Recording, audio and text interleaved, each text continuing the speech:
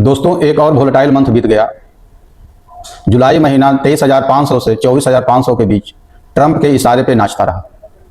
देख सकते हैं आप, मार्केट 23,800 से ऊपर 24,500 तक गया, फिर नीचे 23,800 आया, फिर इसके बाद आप देख सकते हैं ये 24,400 तक गया और फिर 23,600 और उसके बाद अभी जो है 24,400 के पास ट्रेड कर रहा है।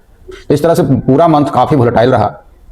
हालांकि 1,000 के दायरे में रहा, लेकिन वोलेटिलिटी बहुत ही ज़्यादा था। विक्स भी 15 तक शूट अप कर गया था।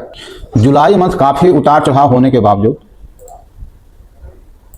हमारा ऑप्शन सेलिंग का बिजनेस काफ़ी अच्छा रहा। आप देख सकते हैं, मैंने यहाँ सेलेक्ट किया है 1 जुलाई से 31 जुलाई, और इसे रिफ्रेश कर देता हूँ और इसमें हमें 2,68,000 का प्रॉफिट रहा और हमारा डिप्लॉयड कैपिटल था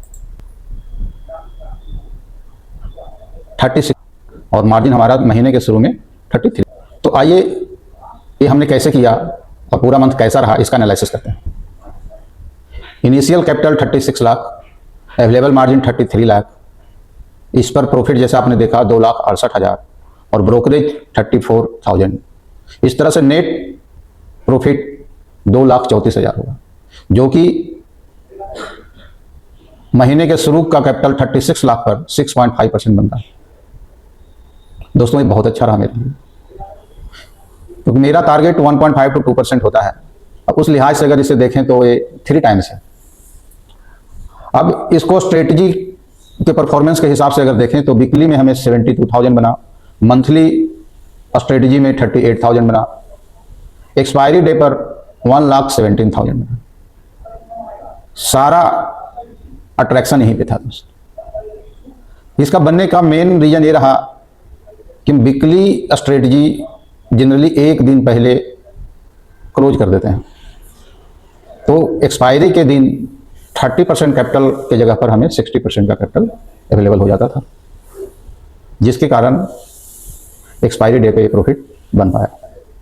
other than expiry day, intra day trading में हमें 41,000 का प्रॉफिट हुआ।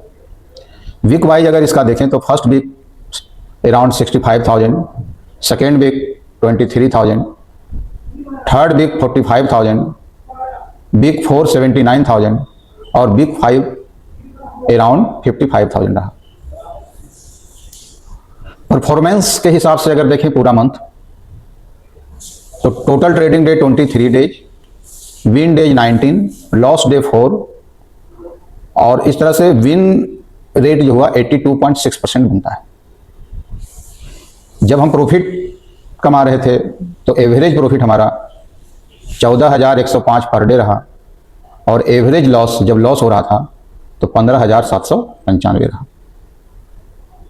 इस तरह से प्रॉफिट फैक्टर 0.89 बनता है, क्योंकि एवरेज लॉस ज़्यादा है, एवरेज प्रॉफिट कम है, लेकिन चूंकि विन रेट काफ़ी हाई है इस कारण से प्रॉफिट अच्छा हुआ। मैक्सिमम ड्रॉ डाउन 1% कर सकते हैं, क्योंकि एक दिन 34,000 का लॉस हुआ था, तो जो ऑलमोस्ट अवेलेबल मार्जिन पे 1% बनता है। दोस्तों, मैं ऑप्शन सेलिंग ही क्यों करता हूं? इसका कारण है हाई प्रोबेबिलिटी ऑफ विनिंग। जो भी हमारे पास स्टॉक्स, ETF और म्यूचुअल फंड है, उसे प्लेज करके मुझे मार्जिन मिल जाता है और वो इंटरेस्ट फ्री होता है। इससे हम अपना FNO का बिजनेस करते हैं और FNO से जो प्रॉफिट होता है वो टैक्स इफिशिएंट होता है, या इंडिविजुअल के स्लैब के हिसाब से आपको टैक्स लगता है। और इस पर अगर कभी लॉस भी हुआ तो आपको अदर बिजनेसेस में जो भी प्रॉफिट होता है उसे आप सेट ऑफ कर सकते हैं। केवल सैलरी के इनकम से यह सेट ऑफ नहीं होता है, बाकी FNO का लॉस आपका किसी भी तरह का सोर्स ऑफ इनकम है उससे सेट ऑफ हो जाता है। दोस्तों, आपके साथ मैं अपना रूल एक बार फिर से शेयर कर देता हूं। मैं अपने कैपिटल का 30% वीकली स्ट्रेटजी में डिप्लॉय करता हूं, 30% मंथली में डिप्लॉय करता हूं और 30% से मैं इंट्रा डे और एक्सपायरी ट्रेडिंग करता हूं। बाकी 5 to 10% हमें कमोडिटी और अदर स्ट्रेटजी में, लॉन्ग टर्म स्ट्रेटजी में हो सकता है। थैंक यू दोस्तों। वीडियो को ज़्यादा से ज़्यादा शेयर करें, सब्सक्राइब करें, लाइक करें और इसी तरह से प्यार देते रहें। Thank you.